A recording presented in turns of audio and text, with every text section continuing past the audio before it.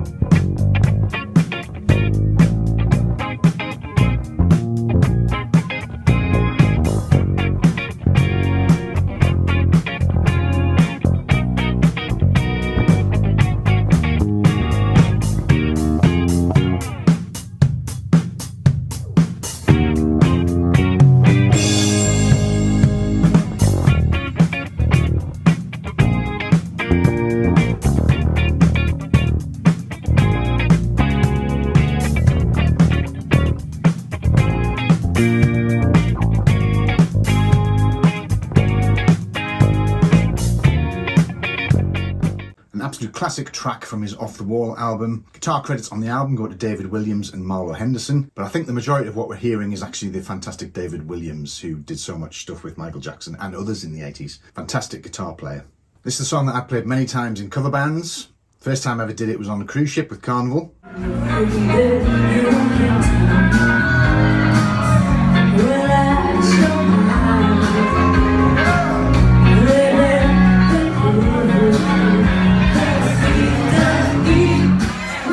Turned up and was given this chart and thought, wow, that doesn't seem to bear any resemblance to what the guitar is playing on the album. So I had to sit and learn it by ear, but it's a song that I always really enjoyed playing. Chances are, if you're in a cover band, you will get to play this track at some point. So hopefully this lesson will help you. It's a really interesting song to play. There's some great chords and chord inversions going on in here. It's not that easy once you get your fingers around it, but also the rhythm is very distinctive and you need to get that right to make it sound as it does on the record. So we'll go through each section of the song in detail and I'll show you how to play it along with the tabs. Get your copy of the tab from the link below. There's also a link below to my Facebook, Instagram pages, etc. It'd be great to have you follow me on there. Finally, if you do like the video, please give it a like and subscribe to my channel. And any other requests you have for tracks, let me know. Okay, let's get started with the lesson. So when I was researching this lesson, I found on YouTube a playthrough of all the individual tracks, isolated tracks from the Rock With You original recordings. I've put a link of it down below, so have a listen to that. It's fascinating. It's got every different part, vocals, guitars, all the percussion, drums, etc. It's about 2.5 hours long. Each one's played back to back, but it's very interesting to listen to how it's done and how it's all put together. So what I did from that is take the various guitar parts, I think there's 4 or 5 of them on there, and put them into Logic Pro, along with the drums and the bass, lined them all up nicely to make the backing track that I was playing along earlier. If YouTube don't remove it, you can get a copy of that via the link below. On that video there is the backing track, just the drums and the bass, so you can play along with it, but also the backing track with all the various guitar parts, so you can hear that going on as well. You can slow it down, etc. Have a listen. What I found interesting was there's definitely 3 main guitar parts, rhythm parts. One of them has a bit of a phaser or a flanger on it, giving quite a distinctive sound. The other 2 are just kind of clean. So they're all playing the same chords. A couple of times, one in particular which we'll look at, one of them is playing a different version, which is very interesting.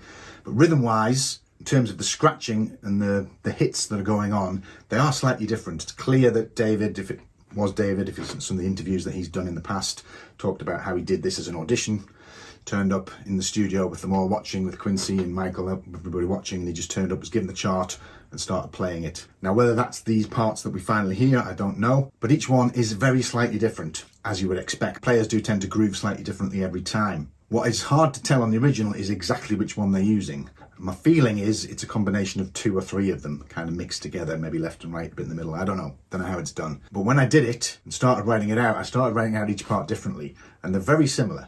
It's maybe just one has a scratch where another doesn't have a scratch. I thought this is a bit crazy. So you can have a listen to all those on the video. If you want to learn it exactly, you can try and pull the individual tracks off that other YouTube video and work it out yourself. What I've done, what I've tabbed out and what we're going to go through is kind of like a standard format. So the chords that are being used and a standard rhythm. This is kind of how I would play it and how the majority of it is played on the track.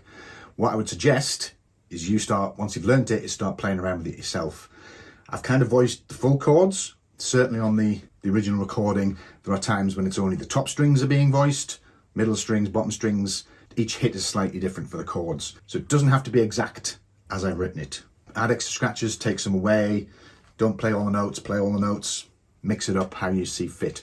The main thing is getting the right chords and the right rhythm. So the main hits that we'll look at need to be there because it is quite distinctive. What you're doing in between them, you can play around with it.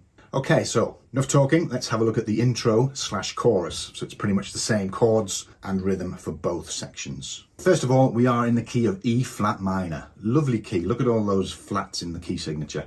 Definitely a keyboard player, horn player kind of key, not a guitar player key. But the good news is we have a key change at the end which takes it to E minor instead of E flat, which makes things a little easier. But it's all good practice. So the first chord that we have is an E flat minor 9. So that is the full voicing. A string, 6th fret, 4th fret, 6th fret, 6th fret, 6th fret. I'm sure you already know your 9 chord, your dominant 9. This is the minor 9, so you're dropping the 3rd, major 3rd, down to the minor 3rd. Okay, again when we're talking the voicing, sometimes, all of it. I've seen debate about whether this note is being played.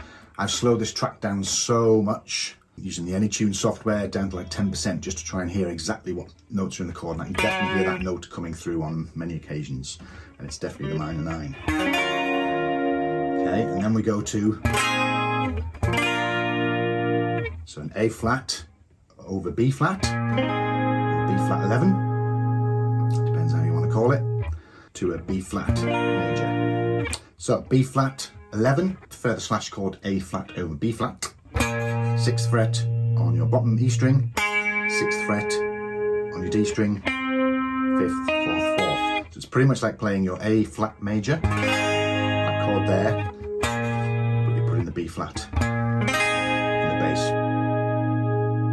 It's a great chord, one of my favourite chords, the 11 chord. Corey uses this a lot, as do a lot of other people. It's great going to the E flat major. So those first couple of bars, the E flat minor 9, A flat over B flat, to the B flat, back to the E flat minor 9, to the A flat again, but this time we're going to take it up 3 frets, 1, 2, 3, to this B over D flat, we're calling it. So your B major, but over a D flat, or a C sharp. Because we're in the E flat minor, I'm calling it a D flat rather than a C sharp. So, move it up 3 frets, back to the E flat minor 9, repeat what we did before, and then to end it.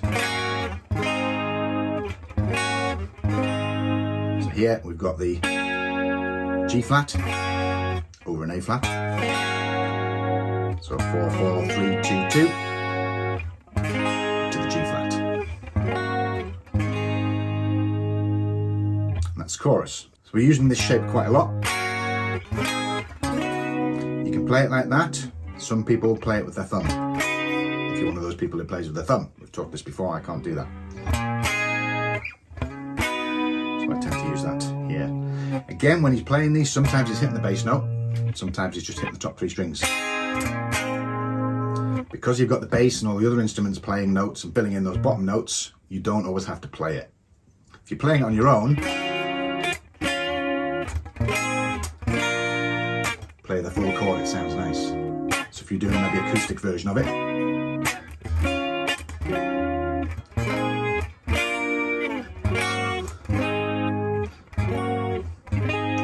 sounds good with full chords. But when you're playing with full band, you can just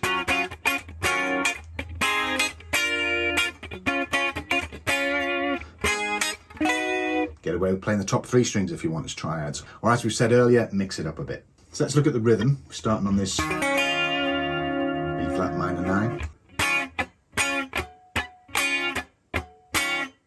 Is the start of the bar. So 1 E and 2 E and 3 is how you want to count it. 16ths, keep this note going. The scratches I've got there, I've got them on the middle strings. They don't have to be on the middle strings. I've just put them there as to notate it. You can put them where you want. So very important rhythm. The scratches, you don't always have to do them, but you have to get that rhythm, because that's very important for the song. The easiest way to do it is put the scratches in. So think of it down, down, up, down, like that. So at the end of the bar, some scratches. Again, it's quite an important rhythm. It doesn't always come through in the final mix, but it keeps kind of going and it's matching what the percussion and the drums are doing. Full bar slowly.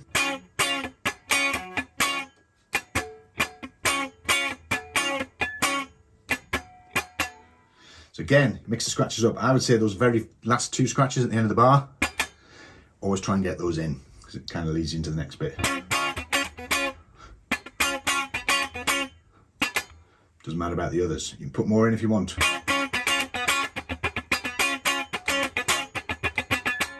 Start it like that if it's easier.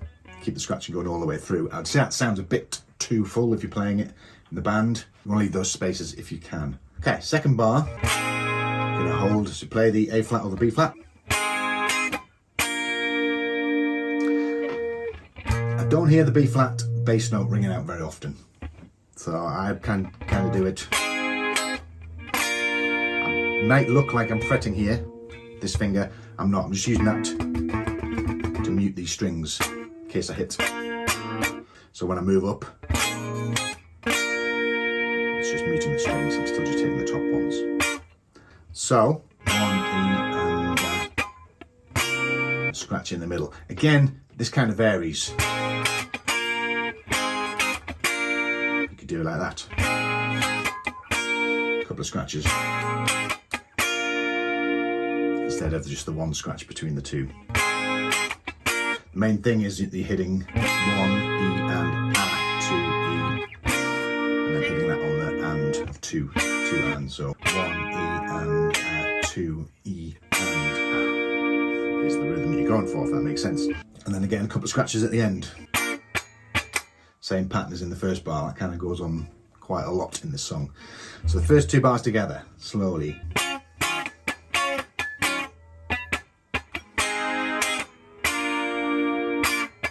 Repeats exactly the same. And then you replace it with the B over the D flat. Same rhythm. Back to the.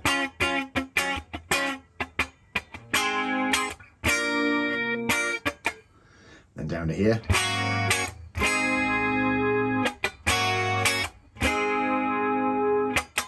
Like that. Okay. So that gives you an idea of the rhythm, how to play it. Again, you can mix it up.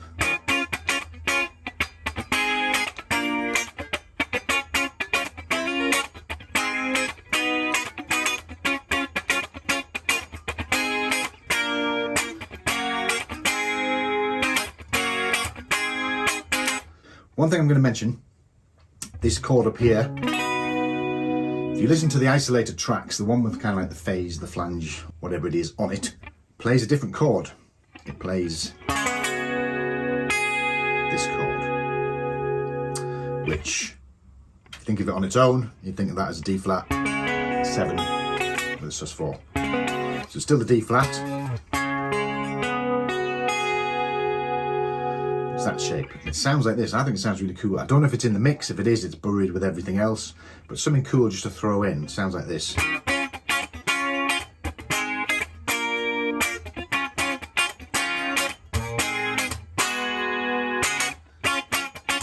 Just sounds a bit different. It works. The chord works with the rest of the harmony. It's just a bit different. So if you want to maybe just shock your members of the band, throw that in every now and then. It sounds pretty cool. Okay, let's move on to the verse. First half of the verse, before it gets to what maybe is called a bridge, we're sticking on the two chords. E flat minor 9 and the A flat over the B, or B flat 11. And the rhythm is pretty much what we had before. Just maybe slightly less scratching, it's slightly more laid back, so maybe don't put as many scratches in at the end. Strange when you listen to the isolated tracks, there's definitely more scratches in there than I can hear on the final mix. So whether on the mixing they've taken some out, I don't know, just to maybe clean it up a bit. It's interesting to see how they do that kind of thing. The rhythm, beginning, same as we did before, pretty much goes through the whole song.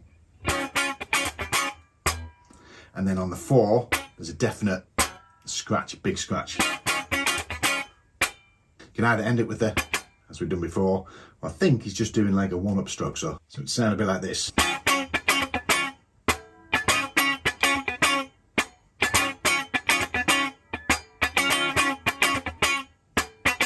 Same rhythm on this.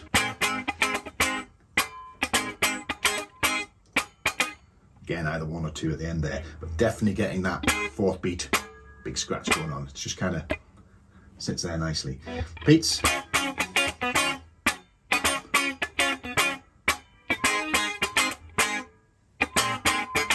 Okay, and then we go into the second part of the chorus, or bridge maybe. The chords for this, we're going to start with the G flat major 7. So 9, 8, and then barring 6th fret on your top. 3 strings. Based on your C shape, you move it up on your G flat, F sharp if you really want to.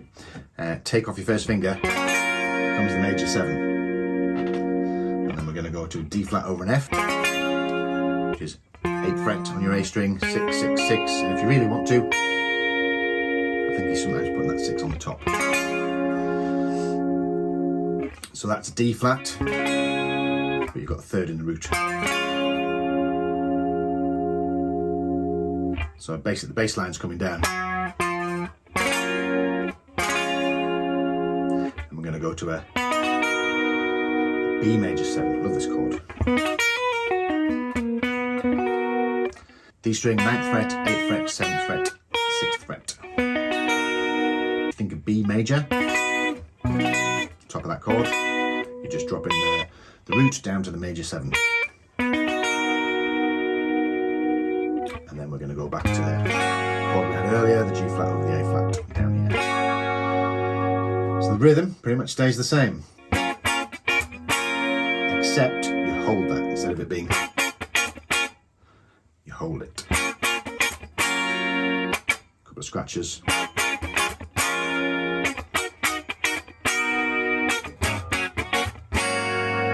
And then we go. Big ascending part, so E flat minor 7, another shape, minor chord, bar chord, take off the G string, take off the 4th finger to the bar, up to the F major, up to the F minor 7, up to a G flat major 7. Different positions you can play in this. You can play it down here, which is how I used to actually on the ship before I studied this in more detail. Same chords, but you're not getting the top notes in, which I can hear coming through. So the major 7, G flat major. Again, you're dropping the root down to the major 7. And then same again.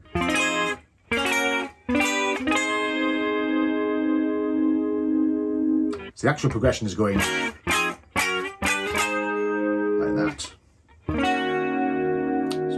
E flat minor 7, F minor 7, G major, sorry, G flat major to G major to an A flat major. The way we're playing it, playing the G flat, the G and the A up here, so that C shaped position, which is very similar to the minor 7, so it feels like you're repeating yourself. It's the bass note that would change.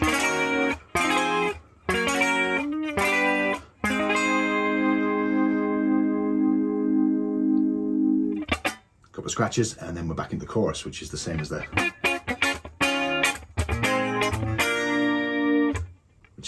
the intro that we looked at. Okay, so that repeats a few times, verse, chorus, and then we go into what I've called the bridge. So let's have a look at that. So this bridge section, we are going B minor 7 to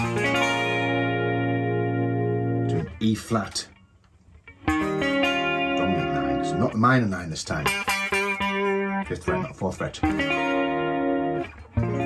So kind of temporarily moved to the key of B flat minor.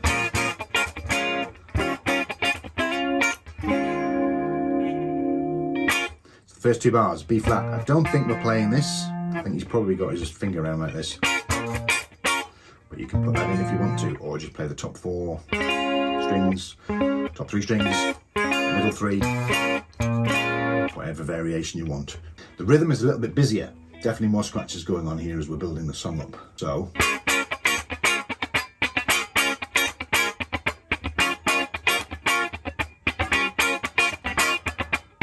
Then we've got the same progression that's at the end of the verse.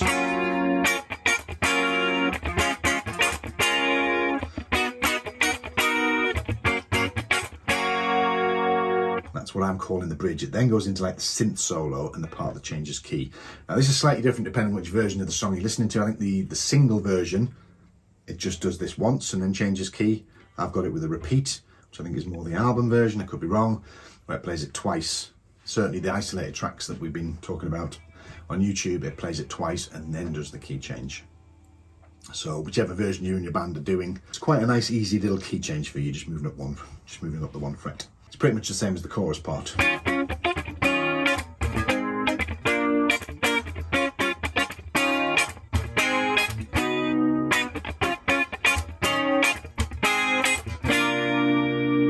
This is where we change. So, second time you come to that. On beat 4, you move it up for 1 fret from the B flat to the B flat over D flat, to the B over D flat. So slowly. Some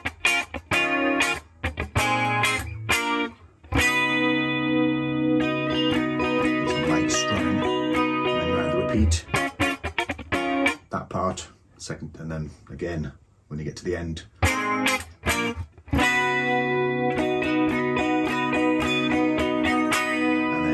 The final chorus, so the key change.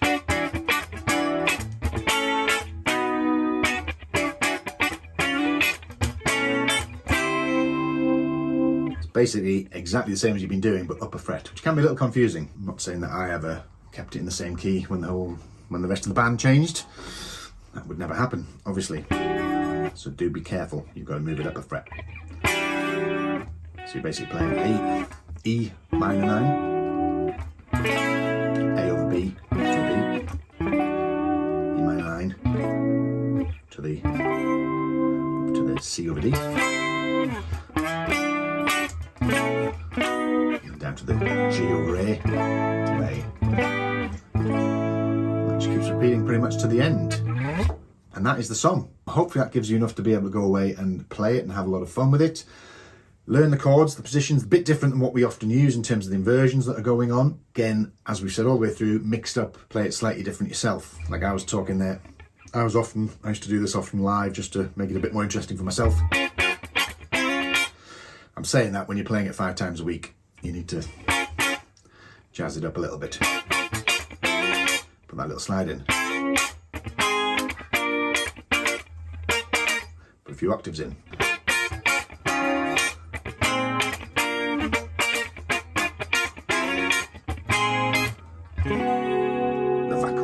Wish I'd known about that at the time. Anyway, have a lot of fun with it. Any questions, let me know. Do listen to the isolated tracks, it's really interesting, and the original version that somebody posted there before YouTube take it down, I'm sure. Any questions, let me know. Otherwise, thank you very much for watching, and we'll see you soon with another video.